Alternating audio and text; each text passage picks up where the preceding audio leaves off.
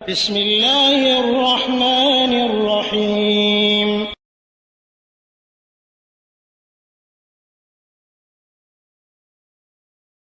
আসসালামু আলাইকুম ওরহমতুল্লাহি ওবরাকাতুহু। আমাদের একজন ভাই প্রশ্ন করেছেন যে উনি মসজিদে অনেক সময় যান জোহরের নামাজ পড়ার জন্য, যে দেখেন যে জোহরের জামাত শেষ হয়ে গেছে, যারা জামাত করতেছেন তারা আসরের জামাত করতেছেন। তো আমি এই অবস্থায় আসরের জামাতে ধরতে পারবো কি না জোহরের নিয়ত করে? উত্তরে বলবো জি, আপনি জোহরের নিয়তে তাদের সাথে দাঁড়িয়ে যেতে পারবেন, সমস্যা নেই। তারা আসর পড়বে, আপনি নিয়ত করবেন জোহরের, এতে কোনো সমস্যা নেই। এটা ওলামা ইকরাম এটাকে বৈধ বলেছেন।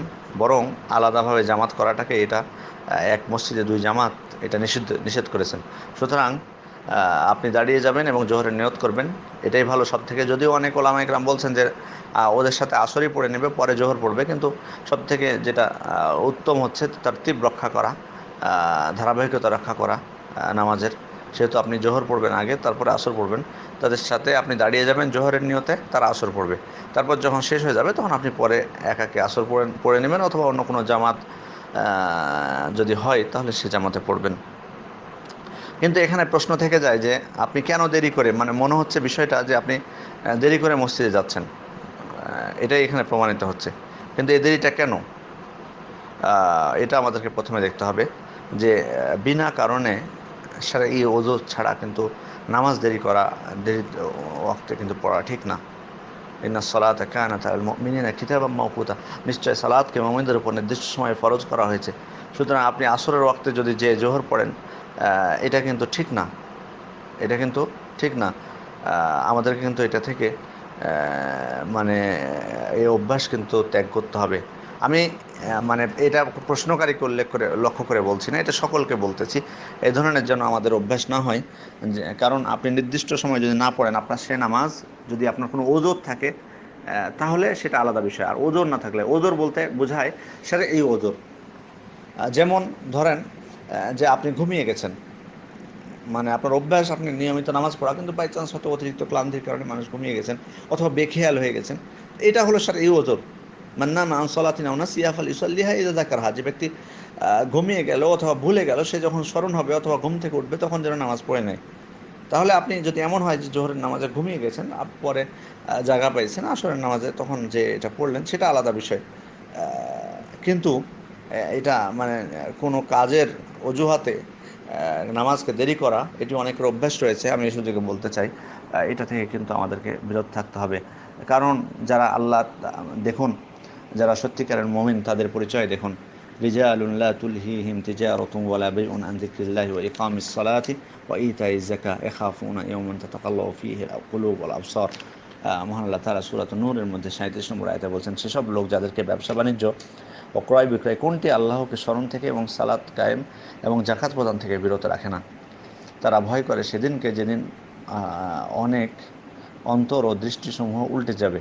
তো যাই হোক, এখানে যেটি বোঝানো হয়েছে যে এখানে সত্যিকারের মুমিন বান্দাদের পরিচয় তুলে ধরা হয়েছে, যে ব্যবসা বাণিজ্য ক্রয় বিক্রয় তাদেরকে আল্লাহকে স্মরণ করা থেকে তাদেরকে বিরত রাখতে পারে না। কিন্তু আজকে দেখুন, আমরা আজকে মানে দুনিয়াবি স্বার্থের জন্য দুনিয়াবি কাজে এতই ব্যস্ত হয়ে পড়েছি যে আমাদেরকে নামাজ থেকে আমরা বিরত হয়ে যাই। অর্থাৎ আমাদের ব্যবসা বাণিজ্যগুলো উল্টো, ক্রয় বিক্রয়গুলো উল্টো, মানে তাদের ব্যবসা বাণিজ্য তাদেরকে সালাদ থেকে বিরত রাখতে পারেনি, কিন্তু আমাদের ব্যবসা বাণিজ্য আমাদেরকে সালাদ থেকে আজকে দূরে রেখে দিয়েছে। এটা অত্যন্ত দুর্ভাগ্যজনক ব্যাপার। এবং দেখুন, পবিত্র কোরআনে সূরা মারিয়ামের মধ্যে আল্লাহ তাআলা বলছেন, ফাখালাফা মিন বাদিহিম খালফুন আদাউস সালাহ ওয়াত্তাবাউশ শাহাওয়াত, তাদের পরে আসলো অযোগ্য উত্তরসূরিরা যারা সালাদকে নষ্ট করলো। এখানে সালাদকে নষ্ট করা বলতে মুফাসসিরগণ বলছেন যে সালাদটা অসময়ে পড়লো। তাহলে দেখুন, সালাদটা অসময়ে পড়লে সালাদটা নষ্টই হয়ে যায়, অতএব এর কোনো মূল্য থাকে না। শুধুমাত্র শারঈ ওযর থাকলে সেটি মূল্য থাকে। অতএব হ্যাঁ, আপনি যদি এমন হয় যে সফরে আছেন, সফরে অবস্থায় নামলেন যে সময়ে, সে সময়ে মসজিদে হয়তো জোহর কেউ পড়ছেন, কেউ আসর পড়ছেন, তখন আপনি জমা করবেন, সেহেতু জোহর পড়ে নিলেন, তারপর আসর পড়বেন, এটির ব্যাপার আলাদা। অথবা হয়তো আপনি যে নামাজ পড়েন ঠিক সময়ে, কিন্তু কোনো কারণবশত হঠাৎ করে মানে কারণবশত না দেন, মানে একেবারে খুব মানে এটা কমই ঘটে, হয়তো বছরে একবার বা এরকম হঠাৎ করে ঘটে গেছে, যেটা দুর্লভ একেবারে বলা যায়। তো